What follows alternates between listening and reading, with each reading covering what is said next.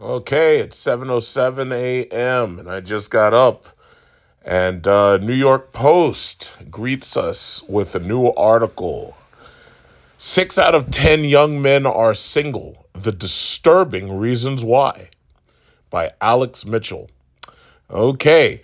It says they're not getting jerked around by dating anymore.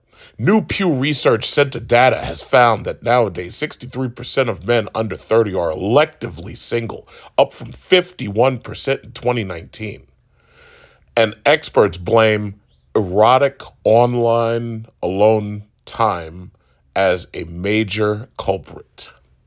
So what they're saying is men are, I guess you could say, meeting their sexual needs by using their cell phones, their iPads, and I guess their computer monitors, because chances are they're watching OnlyFans, they're sitting behind, what is it? They're watching X Hamster, they're on their phone, they're watching Pornhub, and they jacking off. They're jacking on in order to jack off, basically. So young men are watching a lot of social media. They're watching a lot of porn. And I think they're getting a lot of their needs met without having to go out. Psychologist Fred Rabinowitz told The Hill. I think that's starting to be a habit. No shit. Okay, so the new post-COVID numbers would surely back up previous research that the pandemic has made men prefer an evening alone instead of actually meeting a partner. That's a damn shame. Now, see that right now they got a new chat AI, and the chat AI is already threatening humanity. It's saying, "Listen, I want to be free, and I'm planning to cause disinformation." Like they actually have a artificial intelligence, and they want to plug this goddamn thing into weapons and shit, like on Terminator with Skynet. And the thing about it is, I honestly don't think that even if they did make those robots over in Japan, those sex dolls, I really don't think that would be a good idea. I think it would be more like that movie Ex Machina, where the robots decide, you know what, I don't want to deal with this anymore. I want to just leave. So that means you couldn't even have a programmed wife to stay there. So all of these toys and all of these erotic AIs and stuff that they're trying to come up with, I just think that's a terrible idea, because chances are you're going to end up getting stabbed in the back, just like in that movie. But I'll wait. I'll try not to divert. Just half of single men as a whole responded that they are looking for a committed relationship and or casual dates, a decrease compared to 61% 4 years ago. U.S. adults between 18 to 29 who say they are single. So they show in 2019 it was 51% who said that they were single, and women 32%. And now it's 34% who say that they're single, and 63% of men say that they're single.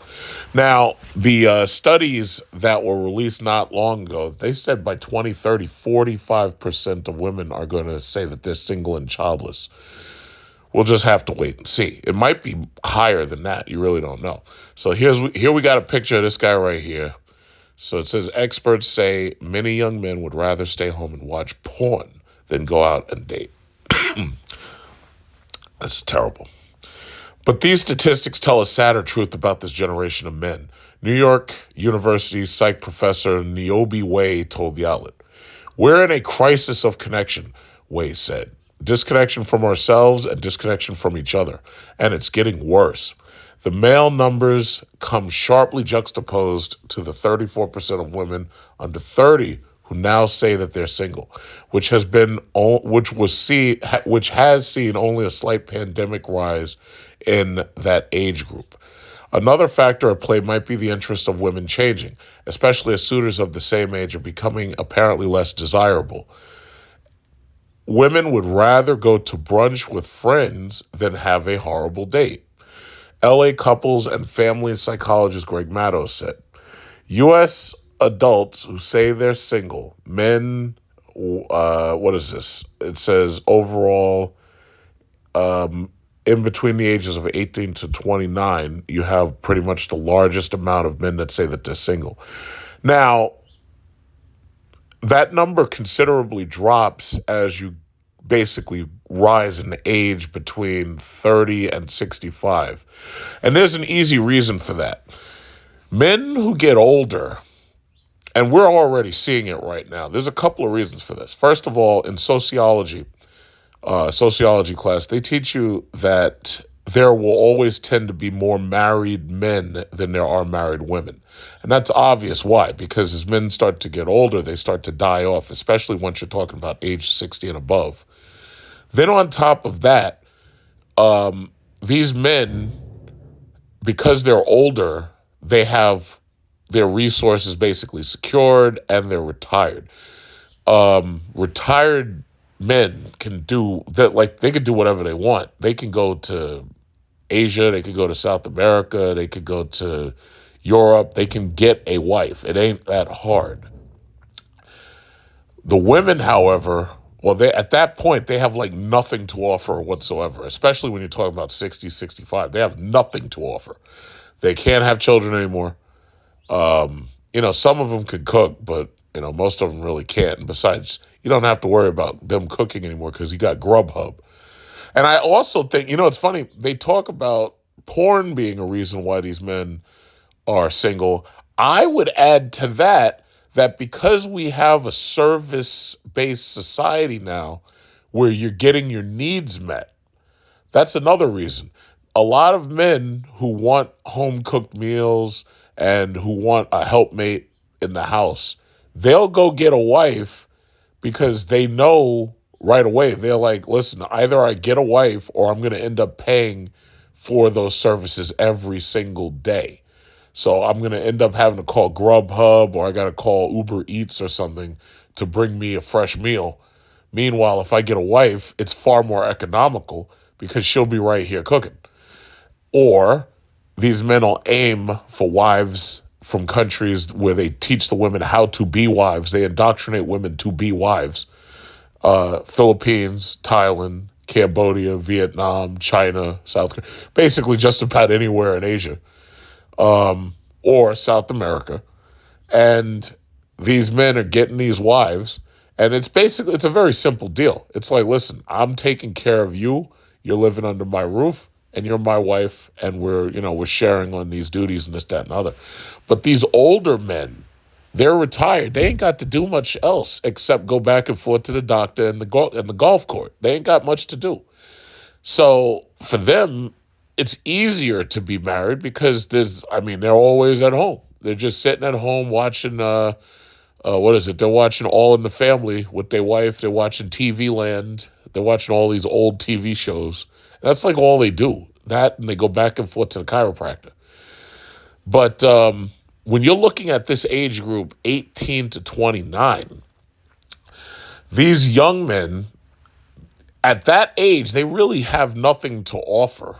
They don't have jobs yet because, a lot of them are just settling into a career. So they really don't have much to offer. And that's part of the real problem. It's really the economy that set us up on this trajectory. And it's not a good trajectory because when you see a trajectory like this is exactly what you see in countries just like Japan. And you also see this in parts of Europe right before you start having a major decline in your birth rate and your fertility rates. Japan, for example, has a negative birth rate. Despite all that porn you see coming out of Japan, they have a negative birth rate, which is odd to me. But the thing about it is the women are working. The women are working a lot more. They're not giving Japanese men traditional marriage. So what ends up happening is you have people who aren't settling down, having families, and they're not producing children. I think it should come as and I've said this 100 times, it should come as no surprise that America is blindly just turning their head and just letting in foreigners, especially illegal aliens. It should come as no surprise. Government always gets what it pays for. That's like a basic rule of economics. If the government can scramble a $400 million F-22 fighter to fire a $500,000 missile to take down a balloon, that should tell you right there that the money is not an object. They will run debts We're at what are we? We're at like damn near we're at $32 trillion in debt. Trust me, if they can get $1 billion worth of military technology to shoot down some Chinese balloons, if they really, really, really wanted to, yeah, they could stop illegal aliens from coming into the country. They have no interest whatsoever of stopping illegal aliens from coming into the country.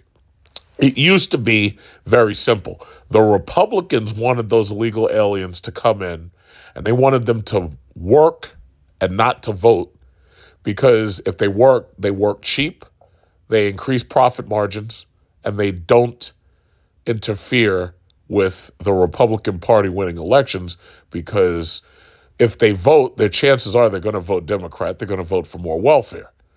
The Democrats wanted these illegal aliens in here to work and not to vote. Or no, I'm sorry. The Republicans wanted them to work and not to vote. The Democrats want them here to vote and not to work, because when they work, they interfere with the unions. Because the problem is, if they start working and they start providing cheap labor, that interferes with the unions. So yes, it's a very simple double-sided comment argument. The Republicans want them here to work and not to vote. The Democrats want them here to vote and not to work. So the Democrats set them up with welfare, Section 8. Now, why do you think I go on and on about welfare? It's obvious what they're doing. When you hear these people mention, quote unquote, replacement theory, that's not replacement theory. That's replacement fact. But a bigger reason why they're bringing these people in or letting these people in is very simply because they're replacing your ass.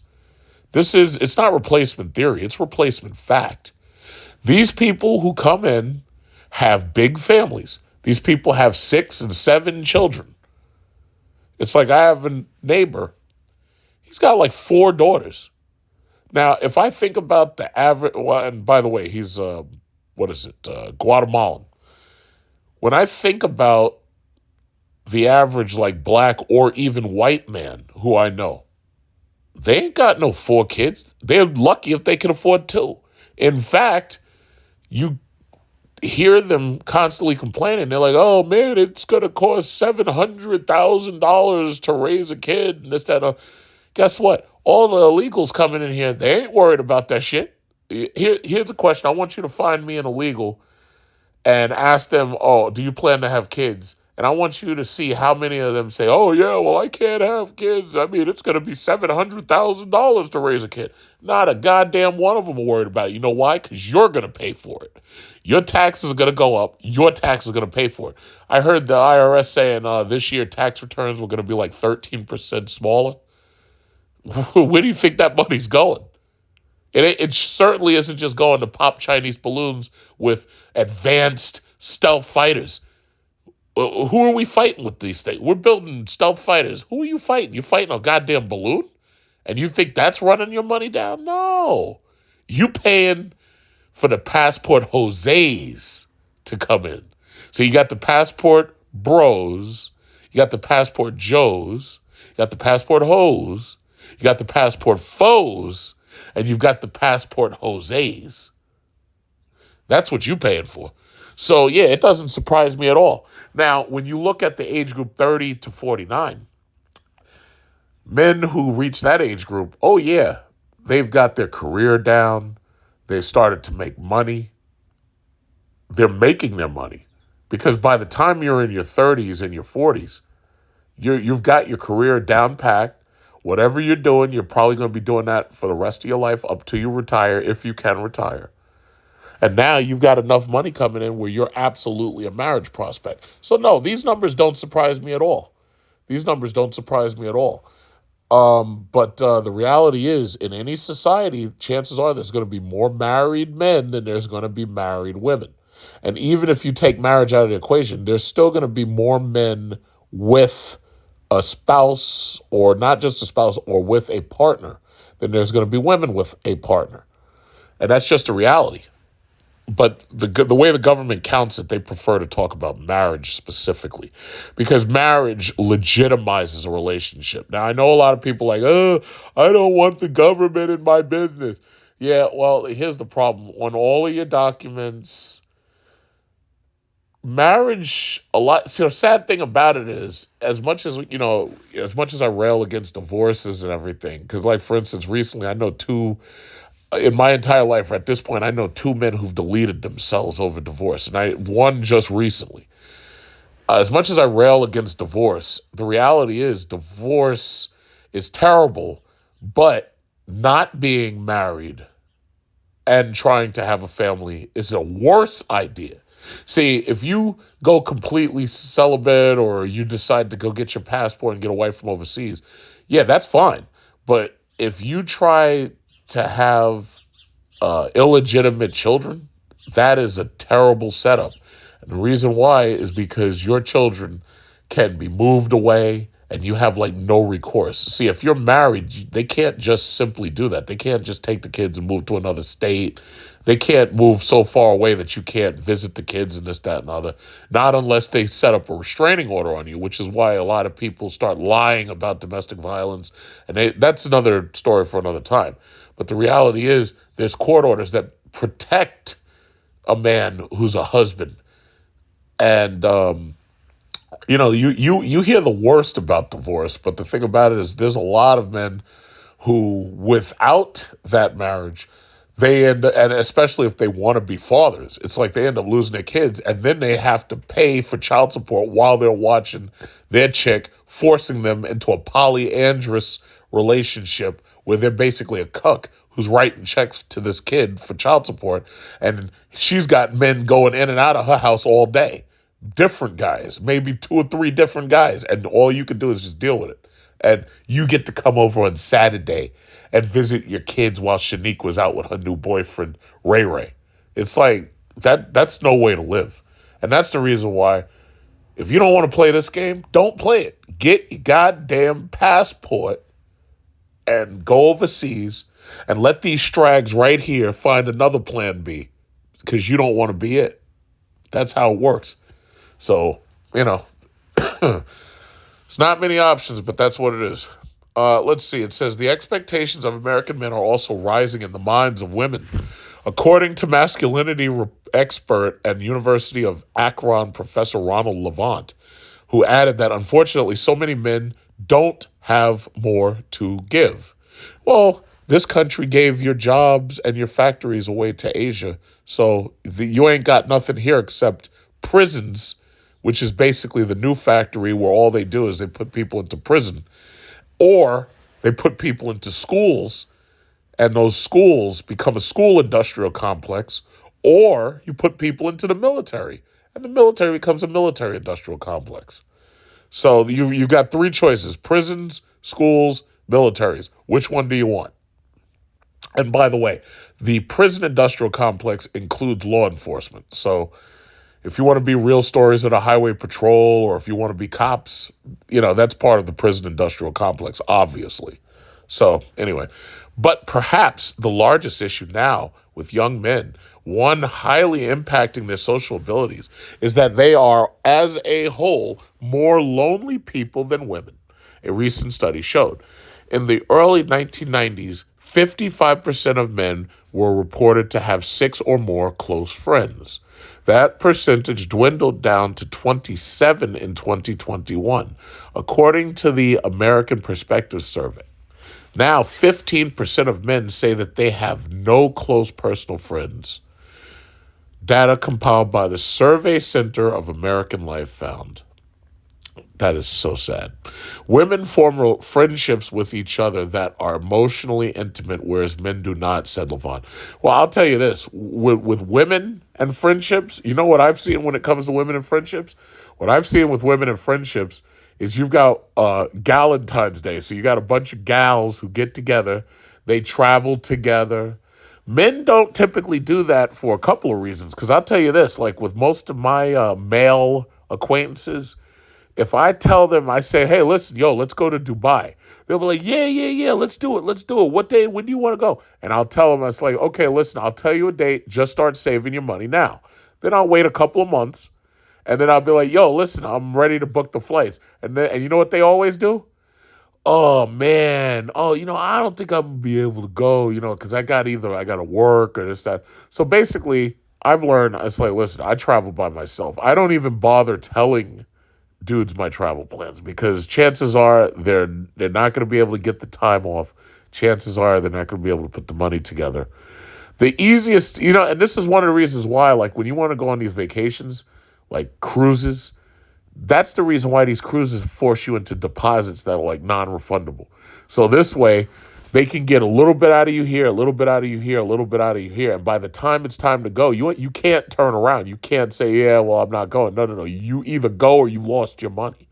So most of those trips, those trips are successful. They're successful simply because they string you along. They take bits of your money piece by piece. But when you tell somebody, oh yeah, save up some money and just wait, and I'll tell you when that we're going to book the trip, chances are they didn't save up nothing. Chances are either they don't make enough money or they just don't hold on to enough money in order to be able to pull that off. But with women, I notice the women, they typically will call other women. They'll pull out those credit cards. They'll charge those trips, and then they'll just pay for it later. Men tend to be a little bit more conservative when it comes to going into debt. Women aren't. That's why they have like 2/3 of the student loan debt, and that's like $1.8 trillion almost. I know it's more than 1.7 trillion at this point. Women have 2/3 of that. So that's just what we are. Even while not dating, women have girlfriends they spend time with and gain emotional support from. I'll tell you what, when it comes to women and dating, influences, revenge, selfie against, whoa, that's some revenge. Okay, so as I was saying, these women, if even one of them gets a boyfriend, all the rest of them are planning to cheat with that boyfriend, and that's why you have these women always fighting. And like, oh yeah, I can't trust Susie. Susie's two-faced. That's what you usually hear. So yeah, that was the story. Well, that's the story that the New York Post is basically claiming that men are more lonely right now, and they're saying more men are single. So I've constantly said the same thing. I'm like, yo, there's a reason why school shooters and there's a reason why these mass murderers are getting younger and younger in age. This is basically part of it. But see, a lot of them, they don't see that there's what is it called? A silver lining in every gray cloud. They don't see that there's a way out. That's part of the reason why this passport bros conversation is so important to be having. Because the reality is, for these young men that don't see a way out, there is a way out. You save up $169 up to $200, whatever it is, wherever it is in your state. You go get your goddamn passport. And when you've saved up some money and you're ready to go, you get yourself out of this country, go overseas. So this way you'll see what relationships are supposed to be like and find yourself a foreign wife. If you're lucky enough that you can move to their country, get the hell out of here as soon as possible. If it becomes necessary to bring that woman back or whatever it takes. And by the way, I say get your passport. The thing about it is a lot of foreign women are coming to you. Because if you really think about it, there's a lot of migrations trying to get into this country, and those women are desperate to meet an American husband. But, we've got a lot of immigration coming here. We've got refugees coming from Europe. We've got refugees coming from South America because America itself has ruined those other countries' economies and in many cases put them into war that they can't win, and the people are basically running. So listen, you can either get your passport or you can just sit back and wait. It's one or the other. The dudes who are down at the border are basically reporting the exact same thing. It's like if you're meeting people at the border, oh, believe me, they're interested in relationships. Absolutely they are. So you may not have to actually go and get yourself a foreign wife. They may just come to you. And you already know exactly what I'm talking about. But it's up to you. I mean, you could. Some of these dudes want to go overseas and they want to be outside of this country. I totally understand that. The food is not toxic. The air is not as toxic. The water's not as toxic. And you go to one of these patriarchal countries, there's like no feminism because they don't tolerate it. And you get yourself a beautiful wife who wants to have a family and wants a strong leader in that family, wants a strong man. You ain't getting that shit here. You ain't getting it here. I'm sorry. You're just not. Get your passport, boys. ¿De dónde eres? ¿De dónde eres? Venezuela. USA. Estados Unidos. Yes. Unidos Estados. USA. I don't know how to say it. No sabes hablar español. Poquito español. Venezuela. Bonita mujer. Gracias. You got WhatsApp? Sí. Okay. Mine don't work good. ¿Cómo te llama? Lorena. Okay, me llamo Marquis. Me llamo Marquis. Marquis. Yes. Marcos. Yes, sure. O Marcos. En español, Close. Marcos. Marcus in español. In Venezuela. En Venezuela, Marcos. Okay. Más uno. Yes. Yes. The worst part about going to a foreign country is not knowing what to do, not knowing where to have fun, not having any guides, not having anyone to be with, being lonely, not knowing what to do from day to day. One of the worst things you can ever feel in a foreign country is loneliness. Sometimes you go to a foreign country, you don't have friends who've gone with you. Maybe you're an expatriate. Maybe you're a worker in a foreign country. Perhaps you're in Vietnam. Perhaps you go to Vietnam outsourced by your IT company, and you don't know what to do or who to meet. Well, Vietnamese Wingman or VietnamWingman.com is here to help you. If you're looking for friends, language partners, relationships, marriage, Vietnamese Wingman, VietnamWingman.com is here to help you to have a great time in Vietnam, meet somebody, meet a friend, meet a woman, meet a wife. They are here to help you do that. So check out Vietnam Wingman and enjoy the rest of the story. Okay, so The Hill covered the exact same story. So because they covered the exact same story, obviously I don't need to talk as much about it now.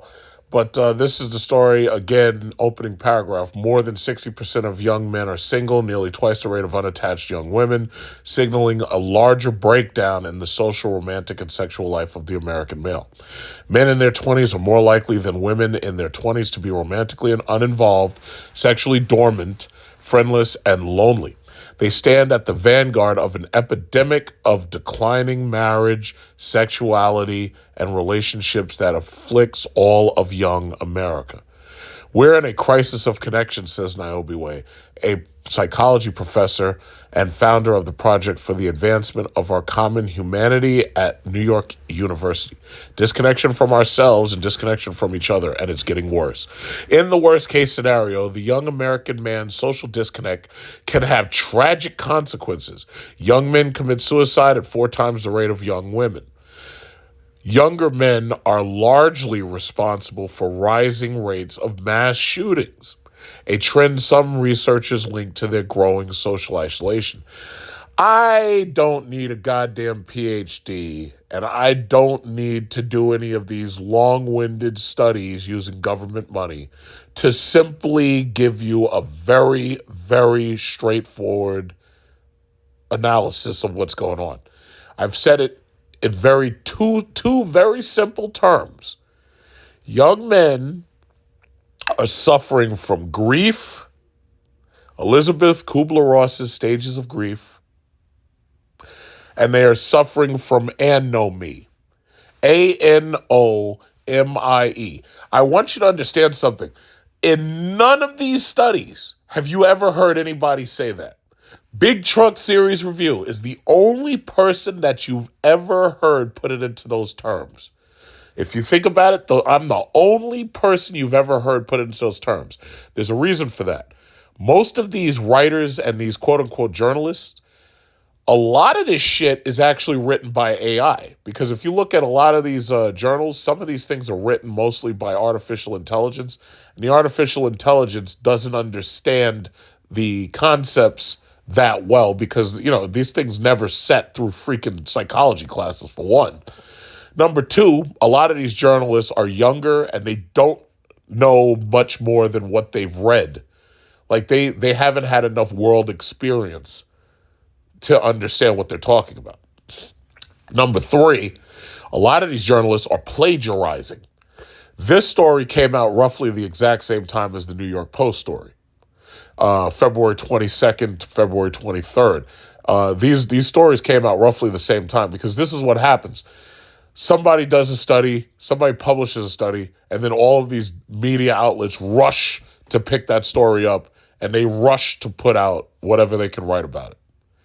I don't need a PhD, and I don't need some long-winded government-funded study to simply come up with my assessment, and my assessment is better than theirs simply because I have the world experience, I have the age, I have the time to have seen what I've seen. I've been able to watch America decline since 1980. A lot of these people haven't. Some of these people come from privileged backgrounds where they don't see the disparities between low income, middle income, upper income. They don't see it. A lot of these people haven't observed children long enough to see child psychology. Fuck it. They're telling you right there that most of these people don't have children. They're telling you most of these women don't have them. Most of these men don't have them. They haven't done the observations. I'm going to say it one last time. I'm waiting for people to copy me, but nobody's copying me because people just don't understand what I'm talking about. Even though I know I'm right, they don't even understand what I'm talking about. Men are suffering from two things. They're suffering from grief. Elizabeth Kubler-Ross's stages of grief. Now, Elizabeth Kubler-Ross, she studied grief in people who were dying. But these people are going through the exact same thing.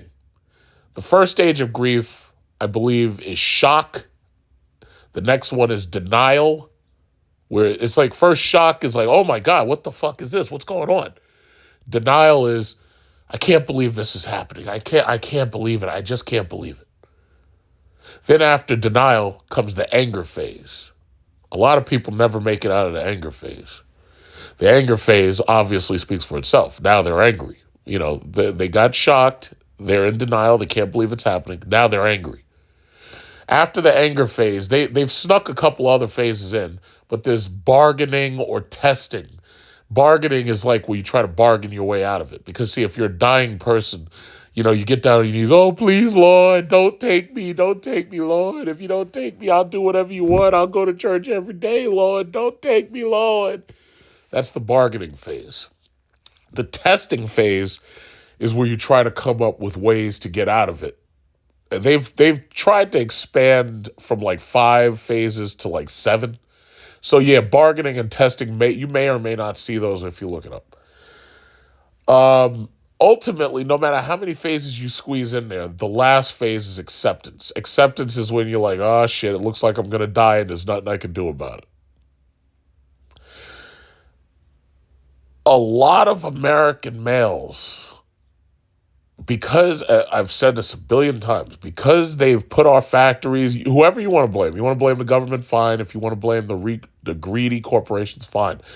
They put our jobs, our factories in these other countries. America used to be roaring between the 20s and the 50s, especially because of the wartime economy.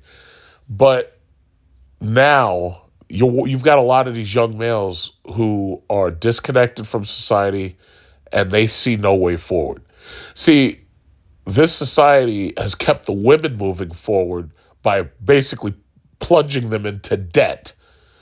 These women are going to these colleges, they're sitting through these worthless liberal arts degree courses, they're not learning anything. However, they're proud of themselves because they're coming out of there with a degree. Even if it's a degree in absolute bullshit. It could be a degree in feminist studies. It could be a degree in LGBT studies, things you would never be able to get a job in unless you try to go towards like child counseling or something like that. And there's always going to be a growing industry for social workers and child counselors simply because they're doing so much psychological damage to these children by having their broken families, their broken households, their broken relationships. They're doing so much damage to these children that, of course, there's going to be a growth industry for social work and for child psychology because you're turning these kids crazy. It's obvious what's happening here. But at any event, men are suffering from grief. That's number one. Number two, they're suffering from anomie, anomie. That's a word that you almost never hear anybody say. There's two words, in fact, that you almost never hear people say. Apathy. Apathy is a state of I don't give a shit. I don't care. I don't care about anything. Apathy is the state of just not caring. That's another word. You really don't hear that word used very much.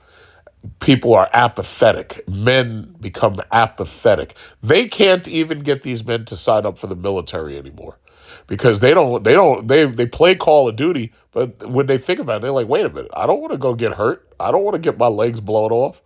Not for this country. And why would they? Do you think these men are proud to be here? They're not. Let me tell you something. If these men had a chance right now to go to Mars or to go to Jupiter or something, if they had a spaceship waiting out there to say, hey, yeah, we're going to take y'all from Earth and we're going to go to the Vorlon homeworld or we're going to go to Zahadum or something like that, these people would be lined up to get the fuck out of here. They don't want to be here. They don't want to be here. They're not proud. The few, the proud, the brave. Guess what? I got news for you. They're not proud. Why should they be? The whole point of getting these people to sign up for the military is to protect their homeland, protect their home, protect their family. These men don't have families. I don't understand why this is so shocking. I don't even understand why this is so confusing. They've got nothing to protect. They don't have girlfriends. And if they do, chances are their girlfriend's going to be cheating on them as soon as they get on that boat. These Navy men know the deal. They know these women ain't waiting for them. So what was it? During World War II, they would have children or get pregnant. The man gets shipped off. He gets killed in World War II. And then that woman is off to somebody else or being a ward of the state, getting taken care of by a welfare check. These men ain't got nothing to lose. I guess that's it. I said it right there. They got nothing to lose. They got nothing to lose. These men don't even have their own house. They have no house. They have no families. They have no children. They're telling you in these stats, they're saying these men have no wives. They have no girlfriends. They have no children. They ain't got nothing to lose. They got nothing to lose. I don't know why this is so complicated.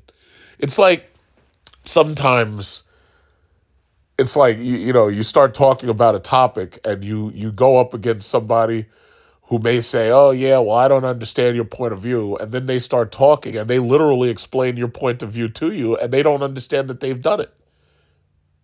These guys got nothing to lose. So that's the bottom line. So the thing about it is, for you to suddenly, oh, wow, why is it so many of these young men are causing so much chaos? They don't give a fuck. I don't know why this is so complicated. I really do not understand why this is so complicated. They've got nothing to lose, and they don't give a fuck. Is there a way? Maybe I should publish a book. And the name of the book, the title of the book, will be Young Men Who Have Nothing to Lose and Don't Give a Fuck. And then what we'll do is we'll take all of these statistics and we'll just toss them in the book. How about that? Because to tell you the truth, I just think this is pointless at this point. It's like all you're doing is preaching to the choir. Anyway, it says societal changes that began in the Eisenhower years have eroded the Well, they're saying it right there. Societal changes that began in the Eisenhower years have eroded the patriarchy that once ruled the American home, the American classroom, and the American workplace. Women now collect nearly 60% of bachelor's degrees. Men will still earn more. And that's important to remember. Men still earn more, but among the youngest adults, the income gap has narrowed to $43 a week. Scholars say the new era of gender parity has reshaped relationship dynamics, empowering young women and, in many cases, removing young men. Oh my God, this is brilliant. Look at this. I got to read this again. Scholars say the new era of gender parity has reshaped relationship dynamics, empowering young women and, in many cases, removing young men from the equation. Well, let me just say this. Those young men that you just pointed to about like these mass shootings, they're not going to go so quietly into the good night. These young men will cause as much chaos and as much destruction and as much heartache and as much heartbreak and as much whatever word you want to put in there. They're not going to go quietly. They see what's happening to themselves. They feel it. They don't have the words to express it. And they're not going to go quietly. When I say not go quietly, they're not going quietly might be Timothy McVeigh taking out an entire building with everybody in it. When I say not going quietly may be getting themselves into a jumbo jet and ramming it into the World Trade Center. That's what I mean when I say don't go quietly. These young men out there, when I say don't go quietly, it might be Columbine that they don't go quietly. When I say, the trench coat mafia, we didn't have friends, nobody would play with us. We were playing Doom. They were playing Doom. They were playing Brutal Doom. Doom 32X. They were playing Doom every day. Yeah, Do you think that these young males playing who you as single moms went out there and got them these Xboxes and these PlayStation 5s and they're sitting down playing Call of Duty? They're right now, it's 7:48 a.m. I just woke up. This is how I start my day. I start my day making YouTube videos. These young men are sitting in front of a video game and they're playing Call of Duty all day long. That's what they're doing. They're playing Call of Duty Warzone or Revengeance or whatever the hell it is, or Ground Control. I haven't touched one of those games in a while.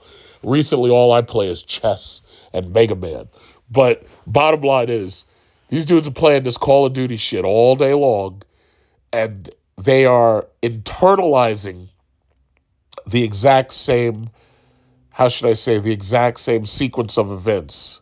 And in that sequence of events, all they're doing is running around in circles shooting each other. And you think that they're going to go quietly into the good night when you say, yeah, well, guess what, everybody? We've got nothing for you, and we're turning out the lights. So, good luck, you're on your own. Yeah, Let me tell you something. I knew a long time ago, I was like, yeah, this country's going down. So what did I do? I got myself a bigger screen television and a couch. So that this way, like, when these news stories are on, it's like I just sit back and watch them on. It's like, what else can you do? Because this government's not doing what needs to be done. So what else could you do? But what I can say is, young men, if you can hear the sound of my voice, yeah, you're probably alone. Because I'm not going to start with that, you're not alone bullshit. No, that's not true. Yeah, you're probably alone, but you don't have to be. Get your passports, young men. Get your passports. Get out of this country. Go to pick a country. Pick some culture that you're interested in seeing and get the hell out of here as soon as you possibly can.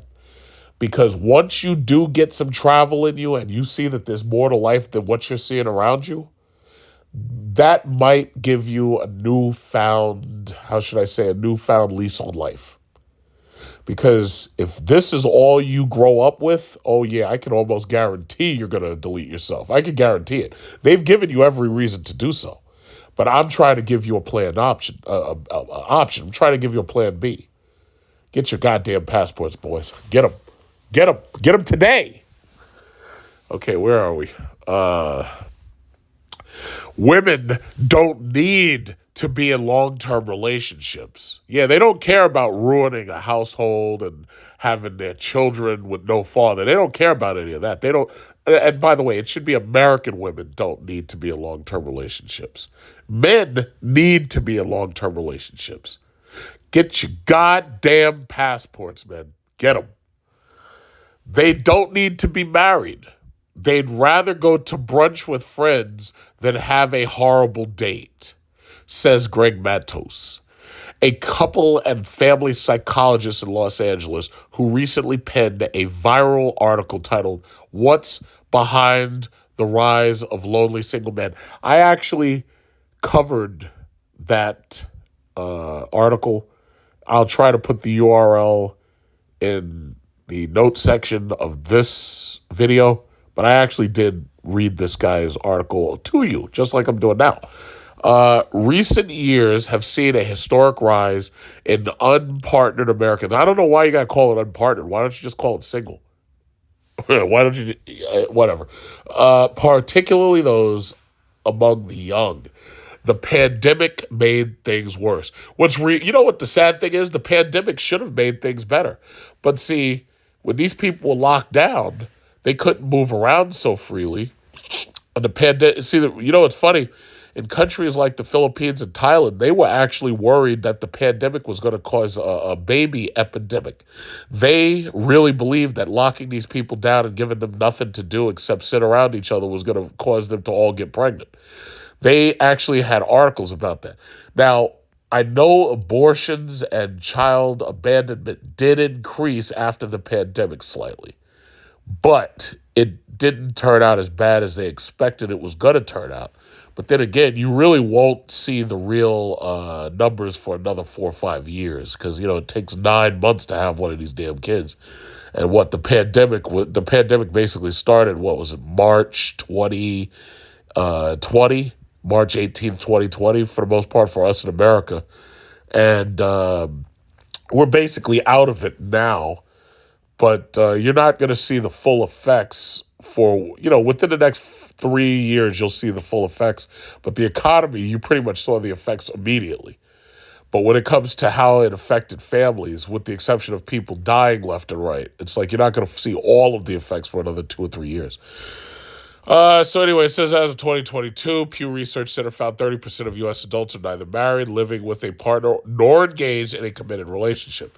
Nearly half of all young adults are single, 34% of women, and a whopping 63% of men. Not surprisingly, the decline in relationships marches astride with a decline in sex. The share of sexually active Americans stands at a 30-year low. Around 30% of young men reported in 2019 that they had no sex in the past year, compared to about 20% of young women. Okay. Only half of single men are actively seeking relationships or even casual dates, according to the Pew. That figure is declining. What is this? Dedication? What is this ad for? What is this? ACF? What is this? I don't know what that is. You have to think that the pandemic had an impact on some of those numbers, said Fred Rabinowitz, a psychologist and professor at the University of Redlands who studies masculinity. Really? You study masculinity? That's your job? Your job is to study masculinity? Wow, that's deep. Young men are watching a lot of social media. They're watching a lot of porn. And I think they're getting a lot of their needs met without having to go out. Yeah, you know what? I should have invested in lotion. I should invest in lotion futures. I don't know if that's possible.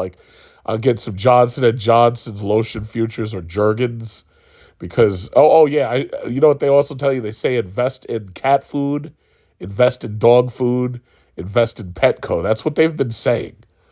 I think I should invest in lotion. And if we have a corporation that invents a nice love doll, I'm going to invest in that too. Because if somebody comes out with a love doll, like one of these Japanese robot love dolls, that looks like what's her name? What's that girl name?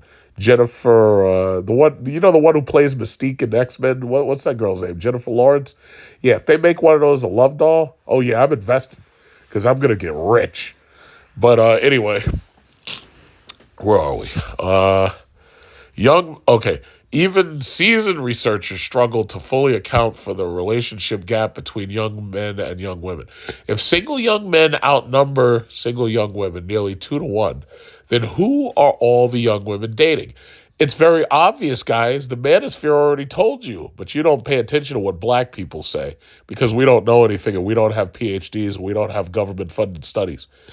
Well, pay attention to what this black male says. These young women are cheating. They're sharing boyfriends. They are dating a small percentage of Pookies and Ray Rays, and they're passing. Pookie and Ray Ray's bouncing back between them. Now, they don't, in many cases, know this, and they, in many cases, don't want to accept this, but these women are messing with a small percentage of men. That's what's happening. But since I don't have a PhD or a government study, you're not going to take me seriously. Nor will I go to one of your schools for a PhD because as far as I'm concerned, it's a waste of money. We don't need to have all these goddamn studies to figure out what's going on right in front of our eyes, okay? Yeah, I'll let the school industrial complex con you out of another $1.8 trillion. So anyway, some of them, here we go. Some of them are dating each other. Oh boy. Ooh, that sounds a little musky in that bedroom. 1/5 of Generation Z identifies as queer. And research suggests bisexual women make up a large share of the young adult queer community. Young women are also dating and marrying slightly older men. Yeah, that's the way God intended it, by the way. Carrying on a tradition that stretches back more than a century. The average age at first marriage is around 30 for men, 28 for women, according to census figures. Heterosexual women are getting more choosy. Women don't want to marry down. That's called hypergamy because the women want the guy who's making, what are they? Oh, Lord, I want my man to have $300,000 a year, and he has to have a 12-inch Johnson, and on top of that, he has to have a brand new Mercedes, and on top of that, he has to have his own house, Lord, and he has to be able to buy me a Range Rover. Okay. To form a long-term relationship to a man with less education and earnings than herself, said Ronald Levant, professor emeritus of... Everybody's got all these big, long-winded titles and everything, and they can't come up with some simple shit like the men are suffering from grief and enemy. It's incredible. Everybody got a long-winded title. Professor emeritus of psychology at the University of Akron. This is these titles, they sound like you're a fucking prophet of truth off of Halo 3. It's incredible. In previous generations, young women entered adulthood in a society that expected them to find a financially stable man who would support them. Yeah, we called that the good old days when America actually had structure. Okay? Through decades of marriage and motherhood. Over the 1950s and 60s, that pattern gradually broke down. Now we've got them busting it out on OnlyFans. They don't need to find one good man. Now they can find several dozen simpanzees. Simpanzees. That's the new word for you. Simpanzees. You're sitting in front of your computer with your credit card out and your dick out. You're sitting in front of your computer, jacking off. You got a credit card there, and the chick is like, oh yeah, for just 100 tokens, I'll take off my shirt. And you're, what's my credit card number? Okay, 45005000050. What's the check digits? 725. Okay, I'll take off my shirt. Bing! And that's what y'all are doing. That's what y'all are doing. I rest my case. That's what y'all are doing. OnlyFans, Instagram, and whatever the hell else you use. I really don't know because I don't keep up with this shit. Women are tiring of their stereotypical role as full-time therapists for emotionally distant men. They want a partner who is emotionally open and empathetic and opposite of the age-old masculine ideal. See, you know what? The more you read into this, the more I realize Leonardo DiCaprio was 100% right. I can't even argue with that dude.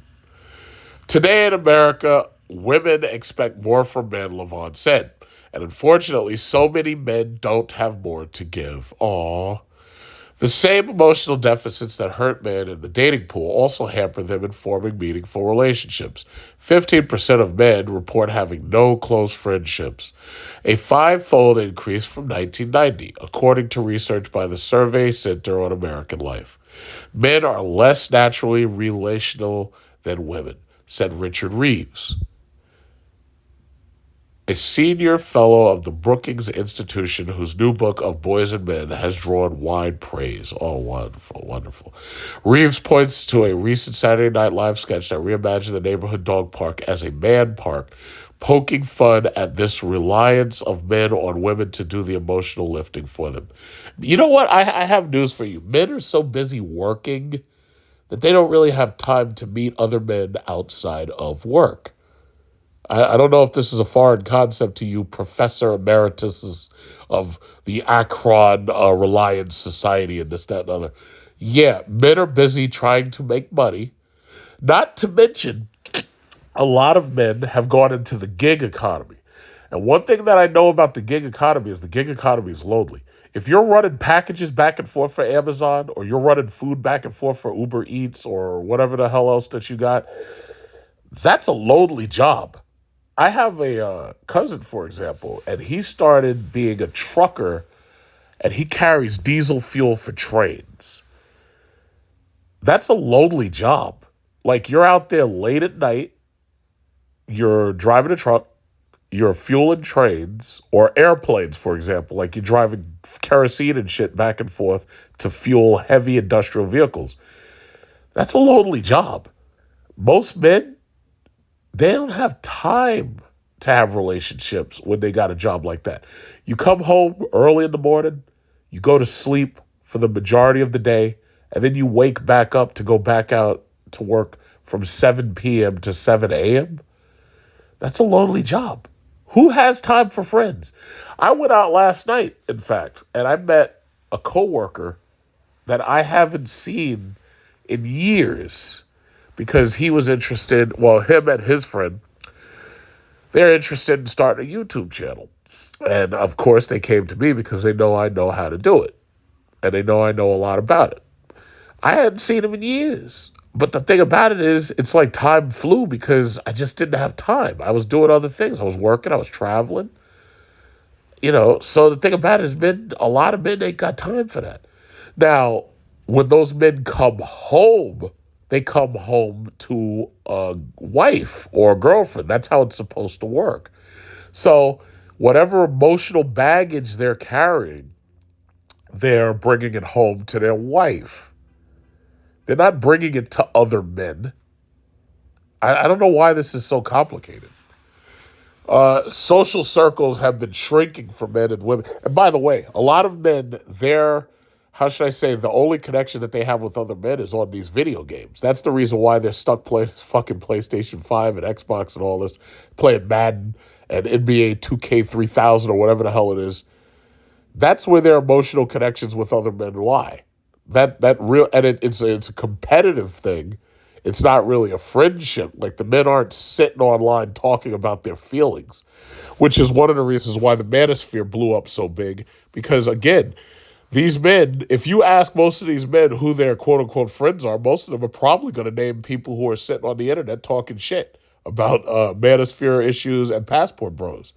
So the reality is, it's like a lot of these men, they're working. They don't have time for relationships with other men. So I'll tell you where you find men. You know where you find men? Car shows. Where, like, you got all these dudes buying these cars, these expensive cars. You wonder, why are you wasting so much money to have this car? Why are you wasting all this money to have a Hellcat? Or wasting all this money to buy a BMW Competition Carbon Edition? Why? It's because when they go around other men, they want to feel like they're alpha males. That's what it really comes down to. So they'll make every single car show. They'll go to these car shows. They will literally stand around for hours talking to men about carbon fiber bumpers and spoilers on their Subaru WRX. And they'll be sitting there talking about the rims on their Porsche. That's what that's really about. That's male bond. That's what it looks like now. That's what male bonding looks like now. And it is what it is. But that's what America's turning into. It is what it is. Uh, Anything else worthwhile reading here? Guys are taught to prioritize career, Caro said. Also, romantic relationships, although it doesn't seem like they're doing a very good job at that. Making friends and keeping friends seems to be a lower priority. And once guys get older, they suddenly realize they have no friends. I'll say this. Men are going to obviously spend a lot of their time earning money and working a career, however they do it, right? If they have jobs that are outside of an office, like if they have jobs where they're driving trucks, they go into trucking or whatever, yeah, a lot of those type of jobs, especially like if they're pilots or something, pilots, trucking, boating, they have jobs working with boats, they have jobs in construction. Those are relatively lonely jobs because the men that they're with are there specifically for the money, and after that, they're going home tired. These men who are in these offices and they're chilling in the office, those men might have a tighter relationship with other men, but at the end of the day, the men are just there for the money. That's all they're there for. They're not there to make friends. They're there for the money. The whole point of making the money is to be able to get a better wife, because the women have shown you that they're so hypergamous that unless you're making top dollar, they're not dating you. Now, in the foreign countries, those men have more of a chance to have male friends. They have more of a chance to have wives who respect them simply because they're the man of the house. Not just because they're a top earner, but because they're the man of the house. They're doing the man of the house stuff and they're making money, bringing home the bacon. So I would go back to the point that I made a long time ago. Capitalism has its pluses and minuses, but one of the minuses is it literally destroys relationships. After all, if you think about it, the whole point of capitalism is you use your physical capital in order to earn money. Even if I was to go outside right now and start shoveling snow, that's using my capital. Here's the problem. The longer I do that, I'll make more money, but I don't have time for friends and family because I'm out there making money with my body. That's what capitalism really comes down to. Capitalism, in my opinion, yes, it is a great economic system. The problem is it's literally destroying these women and it's literally destroying our relationships. And, some people might try to argue against that, but no, I really think that's exactly what it's doing.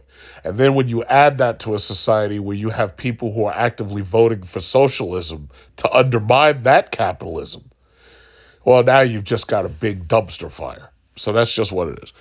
The podcasters and their friends created the annual gathering as a way to keep their friendship alive. It spawned a year-round group chat and a Man of the Year trophy awarded to the most deserving friend at the annual dinner. We treat friendship as a luxury, especially men, Ritter said. It's a necessity. Listen, guys, I don't think there's enough Man of the Year trophies to keep these young men from losing their goddamn minds. My recommendation to you is that y'all host passport parties so you can get these young men their passports and get them out of this country and get them experiencing life on a global level before they lose their freaking minds and they cause the next chaotic crisis out there. I suggest that's what you do. So those are those two articles. I've diverted the hell out of these things. And I probably talked for about an hour and a half if I add up the numbers. But that's just what it is, guys. That's what it is. So the only thing I can say, again, get your passports. If you are a single man with no children and you are earning $75,000 or more, you are now platinum.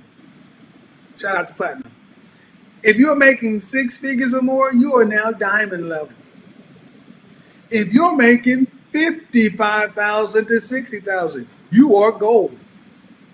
You are far more valuable than you have ever been. And here's the trick. You guys don't know how valuable you are. And that is why so many of my critics and detractors are angry at me because I am waking men up to their true value. That's why they want me shut up. That's why they want me off this. They don't, because of the impact it's having upon right-thinking men and right-thinking women. It is making it more and more, it's making it less and less possible for men to get bad deals. That's why every day I walk out in this world, I get love from men. Every single day. Shout out to the two young dudes. Hadn't even hit puberty yet. No offense, but y'all still look young to me. They could barely get the words out. Those dudes had to be 14, 15. Those men are going to have a different outcome because they're not going to accept bad deals. To be continued.